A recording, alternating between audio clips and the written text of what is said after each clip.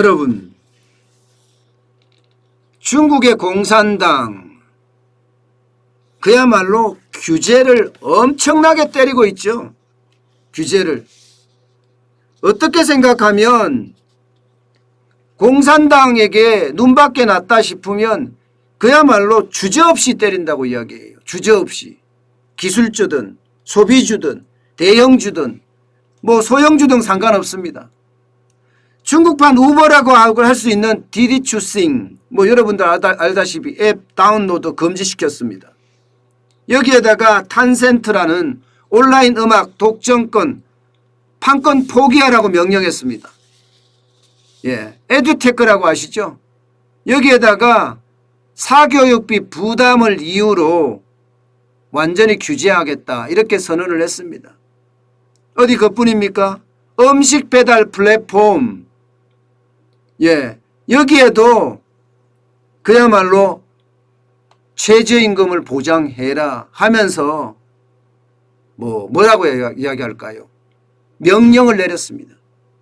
중국 공산당의 명령은요, 한마디로 안 들으면 죽습니다. 오죽했으면 여러분, 예, 스티븐 로치 예일대 교수가 중국 공산당은 기업을 교살하려고 한다. 뭐 이렇게까지 비판을 하겠습니까? 기업을 교살하려고 한다. 그래서 중국 정시에 피바다라는 이야기가 나오기 시작한 거예요.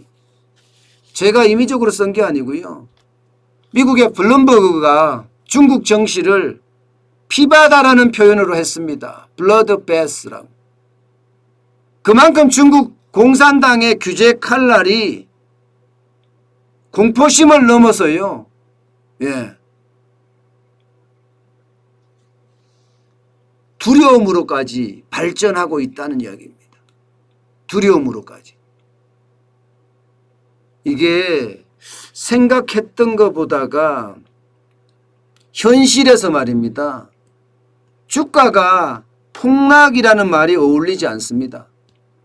폭락이라고 이야기해야 되나요? 폭포처럼 쏟아졌다. 이렇게 이야기할 정도로 주식이 떨어졌어요. 그러니 블룸버그가 피바다라고 하는 것도 어쩌면 이해가 됩니다. 여러분 중국 정시 한번 보세요. 이게 중국 정시입니다. 제가 빨간 걸로 원을 쳐놨죠. 빨간 걸로. 지금 주가가 여러분 보세요. 최고치 갔을 때만 하더라도 예, 지난 6월 2일에 3629.29거든요. 상하이 종합지수가. 지금 3361.59입니다. 그야말로 폭락했어요. 폭락. 보이시죠? 폭락한 거. 이 정도로 폭락을 하니까 예, 이게 괜찮을까. 이게 상하이 종합지수만 이렇게 떨어진 게 아니에요. 예. 선진지수도 떨어졌고요. 예. 또 기술주든 소비주든 대형주든 다 빠졌습니다. 다. 안 빠진 게 없습니다. 중국의 대장주 이러면 아마 예, 기주 모태주를 드는 것을 주저하지 않을 겁니다. 그런데 기주 모태주도 보시면 폭락했죠. 폭락했습니다. 주식이 어제는 조금 올랐다고 이야기하지만 주가 자체가 전체적으로 빠졌어요. 전체적으로. 14%나 빠졌으니까요. 지금까지. 중국의 기술주라고 이야기하는 배터리 제조업체 알죠? CATL이라고. 우리나라 배터리 제조회사보다 큽니다. 세계 최저의 배터리 제조회사입니다. 그래서 기술주의 대명사라고 이야기할 정도의 CATL. 여기도 8% 넘게 떨어졌습니다. 8% 넘게. 그만큼 지금 중국 주식은요. 예, 그야말로 피바다라는 이야기를 한다니까요. 피바다라는 이야기를. 워낙 많이 떨어지기 때문에 더 큰 문제는 외국인들이 지금 매도에 나섰다는 사실이에요. 아, 이거 이렇게 가다가는 안 되겠어. 매도해야 되겠어. 이렇게 시작을 한 겁니다. 그래서 지난 3거래일 동안 3거래일 동안 외국인들이 주식을 매도한 걸 보면요. 210억 위안입니다. 우리 돈으로 3조 원이에요. 3조 원. 굉장히 많이 지금 매도를 했죠. 매도를 하면서 술술 지금 빠져나가고 있다는 거예요. 빠져나가고 있다. 문제는요. 여기서 끝나지 않을 거라는 사실 때문이에요. 여기서 끝나지 않을 거다. 당장 어저께 주가 떨어진 게 아마 이 배달업체 때문에 떨어졌을 거라고 보이는데 이 배달업체에 명령을 내린 걸 보세요. 명령입니다. 이게 규제가 아니라 거의 명령이에요. 하지 않으면 죽으니까. 이게 메이탄인가요? 메이탄? 배달원에게 최저임금에 해당되는 수입을 보장할 것. 그러면서 배달원 건강보험, 실업보험 등 사회보험을 의무적으로 가입할 것. 노동 강도를 낮추기 위한 주문량 분산 시스템을 보완할 것. 아예 이렇게까지 그냥 명령을 내렸습니다. 이렇게 되면 여러분 중국의 이 메이탄이라는 이 기업이 버틸 수 있을까요? 버틸 수 있을까요? 아마 우리나라 같으면 이 기업이 배달의 민족하고 비슷한 기업입니다. 지금 떨어지는 걸 보면 주가가 7월 23일부터 27일까지 떨어진 걸 보면 30%가 넘게 떨어졌어요. 30%가 넘게. 그야말로 폭망한 거죠. 폭망한 거죠. 그런데요. 여기서 끝나지 않을 겁니다. 지금 중국은요. 어떤 식이든 공산당에 불리한 이야기가 나올 거라고 생각을 하면 규제를 폭탄처럼 때릴 거다 이렇게 예상합니다. 그런데 문제는요. 중국의 이 문제를 보고 지금 전문가들은 그런 이야기를 해요. 사실 중국은요. 2049년에 사회주의 현대화 강국을 실현하겠다. 이게 중국몽이거든요. 중국몽. 2049년에 쉽게 말하면 세계 1위가 되겠다는 이야기예요.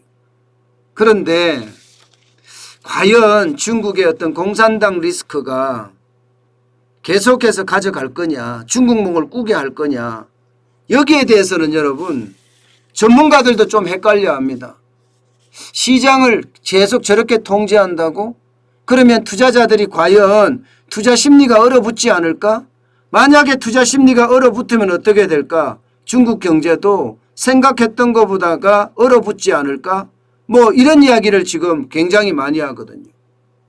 사실 정부들 입장에서는요. 어느 정부든 민주주의 정부든 공산주의 정부든 통제하고 싶어 하는 것은 어쩔 수 없어요.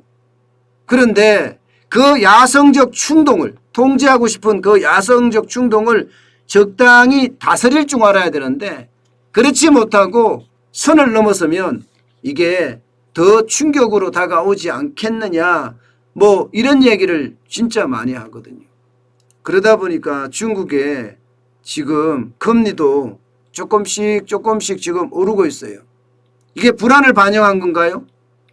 10년 만기 미국의 중국의 국채금리가 2.932까지 올라왔습니다. 굉장히 많이 올라왔죠. 여러분 이게 5월 6일만 하더라도 3.2라고 해서 좀 높았습니다. 그러다가 쭉쭉 떨어져서 2.888까지 떨어졌다가 최근에 다시 2.923으로 올라간다는 뜻이에요. 10년 만기 국채금리가 올라간다는 것은요. 사람들이 투자자들이 안 산다는 겁니다. 채권을 안 산다는 거예요. 중국 경제에 대한 불안감을 느낀다는 거예요. 그러니까 내가 이자 더 줄게 사. 뭐 이렇게 되는 거죠. 이자 더 줄게 사. 그리고 액면가 할인해 줄게 더 사. 이렇게 되는 겁니다. 그래서 이자율이 올라가는 거거든요. 자, 이렇게 됐을 때 우리 경제에 미치는 영향도 굉장히 크리라고 생각해요. 저는 우리 수출업체들이 대응을 빨리 준비를 해야 된다고 생각합니다. 중국의 어떤 공산당 리스크가 점점 커지잖아요. 여기에 미중 충돌까지 더 커지게 되면 중국에 대한 수출이 우리 굉장히 어려워질 수 있습니다. 보시다시피 홍콩을 포함해서 중국에 우리가 의존하는 비중이 30.9%나 됩니다. 예, 미국의 거의 2배가 넘습니다. 미국은 15.2%밖에 안 돼요. 아세안이 16.4%고요. 유럽은 10.4%입니다. 상황이 이렇다면 지금 중국의 어떤 규제 리스크라든가 미중 어떤 무역 충돌에 대한 문제라든가 이런 거에 대한 적극적인 대책이 지금 필요할 것으로 보입니다. 그냥 넋놓고 있다가 굉장히 2018년 때처럼 당할 수도 있거든요. 때문에 조심하고 또 조심해야 되고, 특히 기업들은요 여기에 대한 대비책이 빨리빨리 마련이 돼야 됩니다. 그렇지 않고는요 더 어려워지는 그런 형국을 맞지 않을까 솔직히 좀 두렵습니다. 중국 공산당의 어떤 규제 리스크는요 앞으로도 규제가 아니라 명령일 거예요. 예, 말 안 들으면 뭐 알리바바 같은 마윈 같은 그런 기업인들도 아직까지 치지는 않았지만 친 거나 다름없죠. 마윈은 지금 나오지도 않잖아요. 너무 많이 컸다 이렇게 보는 겁니다. 그래서 권력이 눌러버린 거예요. 다 눌러버린 거예요. 앞으로도 이렇게 계속 누를 거예요. 만약에 그렇게 됐을 때 중국 경제가 과연 계속 버텨낼 수 있을 건가? 그것은 한번 두고 볼 일이지만 분명한 것은요. 지금까지 경제학 이론에서는요. 시장을 이길 수 없다. 이게 정설입니다. 시장을 이길 수 없다. 어떤 권력도 시장을 이길 수 없다가 정설인데 지금 중국에서 과연 어떻게 될까요? 저렇게 시장을 개입을 많이 하면 과연 그 시장에서 살아날 수 있을까요? 우리 한번 지켜보면서 그 위험도를 측정해 가면서 대비책도 마련해 보자고요.